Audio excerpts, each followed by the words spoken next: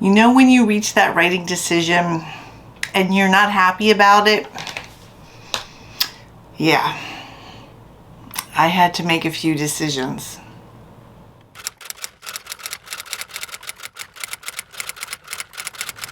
Welcome back, I'm Autumn Bardot. Here you will find writing tips, author tools, and hopefully even some inspiration for living your best writing life. Today is going to be a very personal YouTube for me, and it is how your best writing plans, your goals, your ambitions for writing, they go astray, or life happens, things change, and you have to change everything up, and it's hard, and you have to make decisions. And sometimes the decisions you have to make, and the best one, like there is no best one, there is no best decision. So as you know, and I'm sure a lot of you have probably had to make these decisions, so I'm just gonna kind of go through my thought process and how the new year has put a total crimp into my writing, like not my writing vibe, but like how I spend my time writing and what kind of time I have available. As you know, I am a high school teacher and I work full time, and we have the summers off, 2 months to be exact, June and July, and we're normally back on the 5th of August. And that's when I usually plan to get all of my, like I write my rough drafts, which for me are the toughest because I'm going from nothing, like a blob of clay, the idea, right, into forming it into something that's going to be a good story. Characters that will be good characters. And yes, I do work with an outline, but getting from that outline to that rough draft is always the toughest part for me creatively. It takes the most creative brain power, at least for me. I normally have a nice chunk of time to write in the summer, but this past summer, not so much. A lot of things got in the way. Some health issues got in the way. The first part of the summer, I had a lot of, like the house was totally disorganized, and I had to do some major cleaning out and organizing because for me, at least, if I am very organized, if everything in my house is very organized, if everything in every closet and every drawer is organized, I can be more efficient. I don't spend time looking for things. It's just, I know where everything is, and I clutter, not good for my soul, doesn't help my creative life. So I said, I'm totally going to do a total house redo, which took about a month and was very therapeutic and very good. And I thought, okay, I have all of July to work on this rough draft, which is pretty much all I would need to get done the rough draft. However, I had some issues came up. One was, of course, the master's class that I was working on, and that was kind of a June thing. I changed platforms because of a bunch of different reasons, and so I had to figure out what platform I was going to go on to and do some other things that particular platform needed. My master class is now on Udemy. There's a link for it below. It is the Power of Archetype and Writing a More Masterful Sentence. It took me about a year to do because, you know, there's the full-time work thing. And so I was very eager to get it up and get it out to everybody. So that took June, pretty much, the June and then the organizing. And then July came along and I thought, I'm going to get this all done. I'm going to get this all done. But then I had some health issues come up, not big ones, very minor, but I'm a worrywart, and so I was worrying and not feeling 100%. And so instead of, like, I just didn't have the creative ability, the mental ability to focus for like a good chunk of 6 hours so that I could really get it done. Now, when I had better days, I put in some work on the rough draft. I put in some really, I would get like 2, 3, 3,000 words written in a few hours. But a lot of it was just me kind of worrying and being just, I couldn't settle myself. And I'm like, this isn't working. I was able to do the YouTubes. I was able to make the content for that and make the videos, which I was really glad about. But for me, the whole creative process of writing, getting that rough draft good, not perfect, just where I want it to be, like I like my rough drafts to be, it wasn't happening, except maybe once a week, maybe twice a week. So I wasn't moving forward with significant progress in my draft. I liked what I wrote when I did write, but I wasn't having the progress that I really, really wanted to see. But I was determined not to stress about it. And a lot of my stuff is like just from stress, because I stress myself out. I'm a type A, and I have my list of things to do is always a million things long, and my goal list is always a million things long. And so I stress myself out, and I'm like, I have to like de-stress, detox.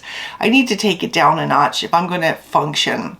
So this year, and I knew this going in for a year, but it just didn't like sit on me like it did come July or August, beginning of August.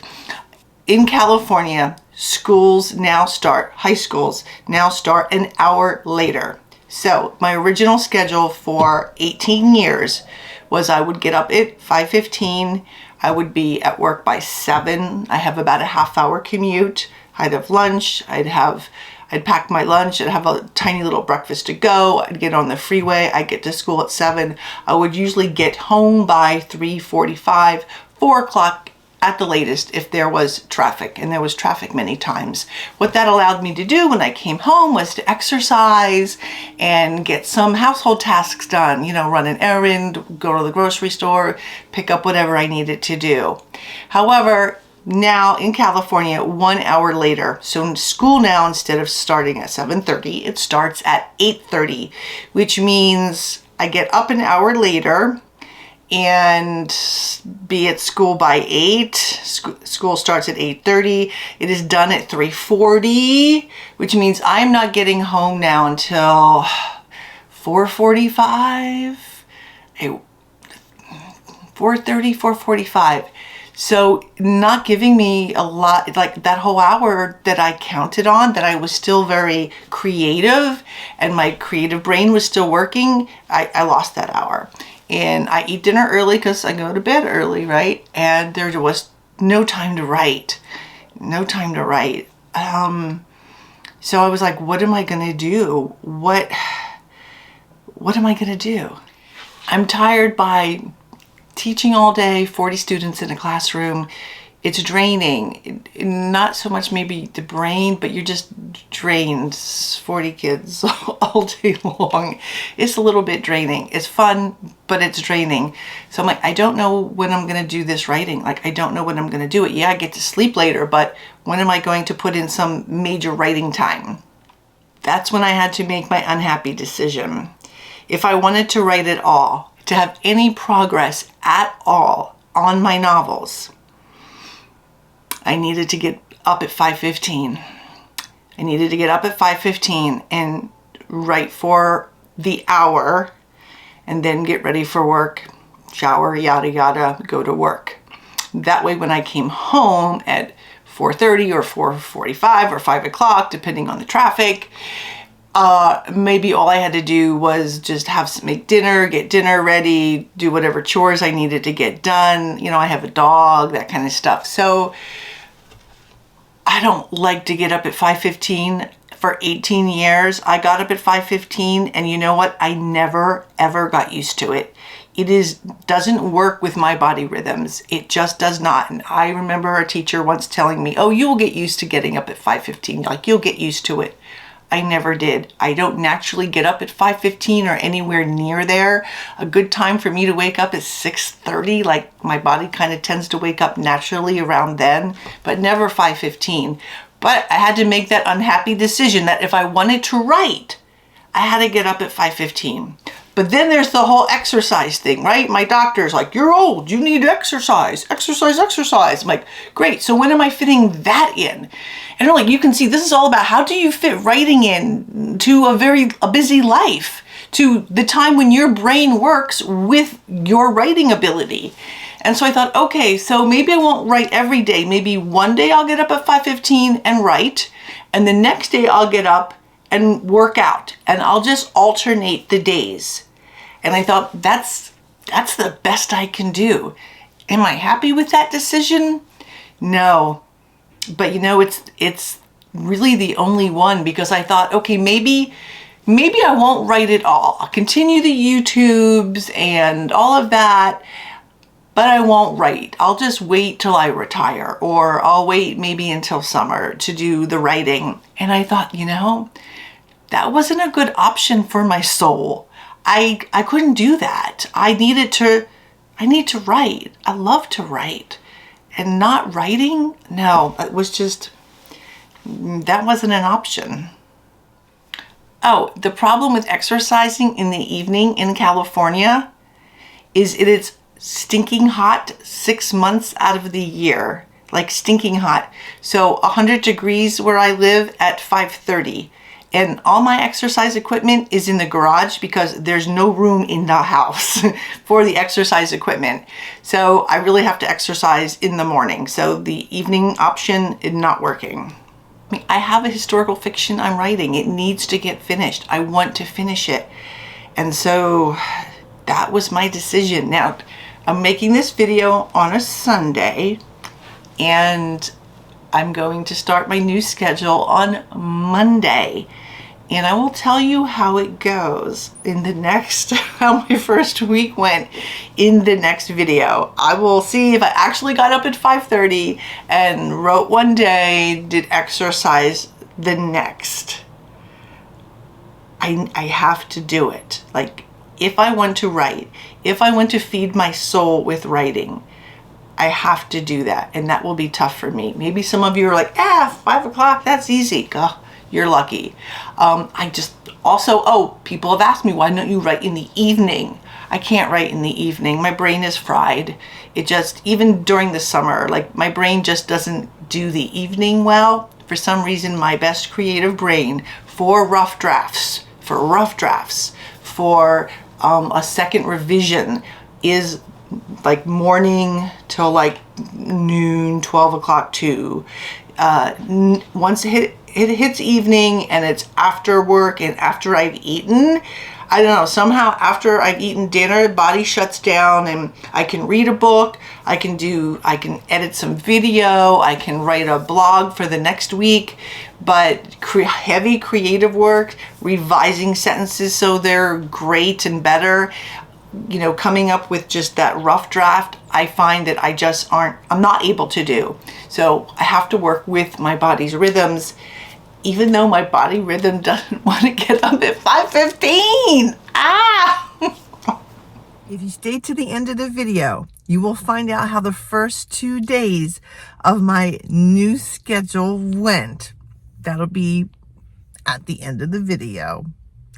Was I able to get up at 5:15? So what's the point of this week's video besides being very personal and sharing some of my struggles this year and for the next 3 years until I retire, is that sometimes, often balancing regular, consistent, which is the same word, which is a synonym, writing time with work and life feels almost impossible. And you have to make that decision. What are you going to do? And you have to really look inside yourself and say, okay, what can I live without? What must I do? And I wasn't going to put off my novels until I retire. And my summers just keep getting busier and busier. And I do want to do another masterclass, which will take up some summer time as well. So how do I fit in all of my goals, all of my dreams, all of my ambitions in this very limited time space? And the only thing that came was getting up an hour early.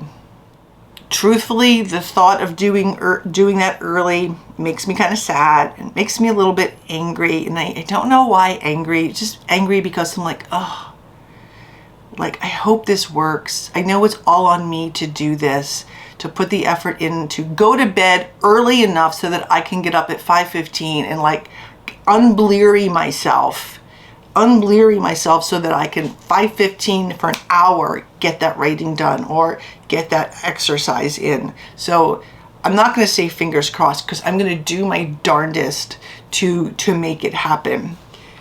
Weekends are always good for writing time, except when they're not. And I mean, if you work and have family and other things you have to get done, like all those other chores or household projects, the weekend goes by fast. Right now I'm looking at a stack of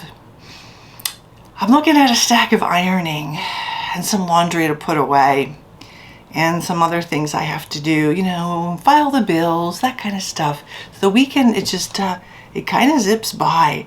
So I'm going to have to do some designated writing time for that as well. So I don't know where I'm going to fit that in at this point, but it's got to fit in somewhere. It's got to fit in somewhere. This is going to be difficult, but the alternative, not writing at all, is not an option for me. Other people, they may need to take a breather when life gets too hectic. But for me, for my soul, for me to feel good every day, like, oh, I did some writing today, or I'm going to get some writing in tomorrow, I need that. It makes me feel good.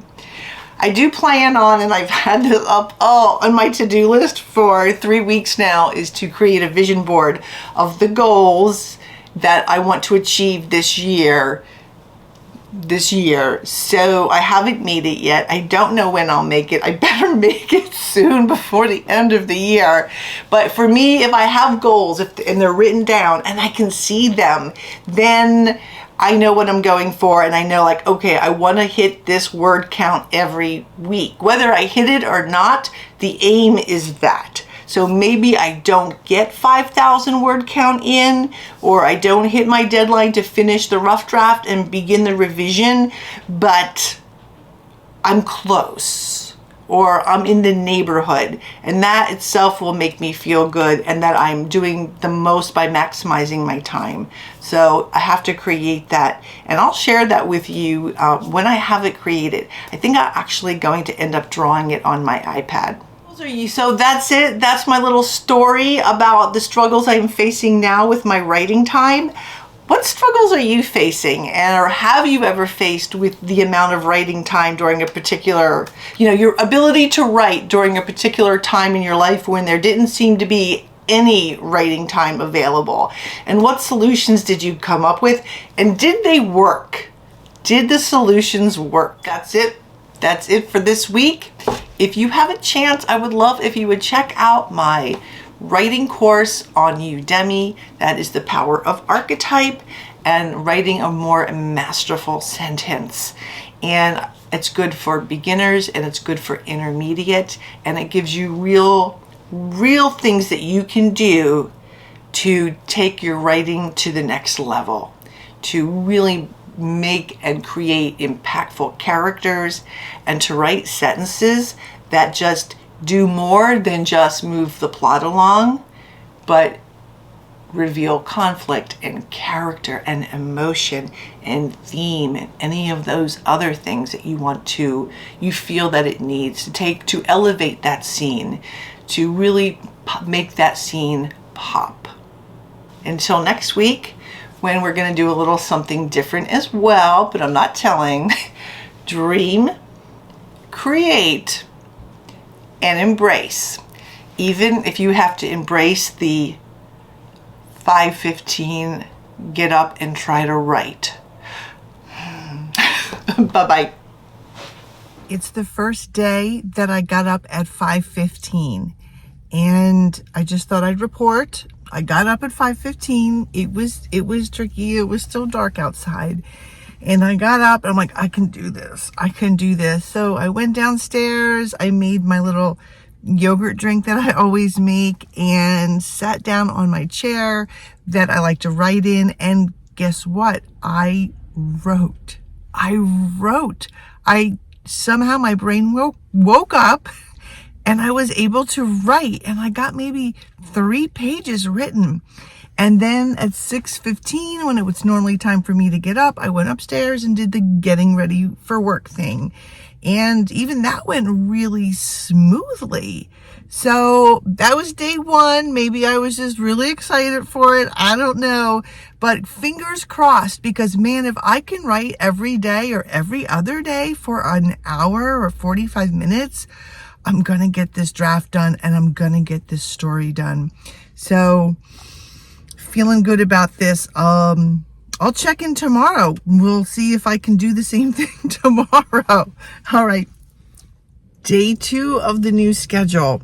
And today I got up, I did my row machine, which took about 20 minutes. And then I had about 15 minutes left to just write some more in my novel.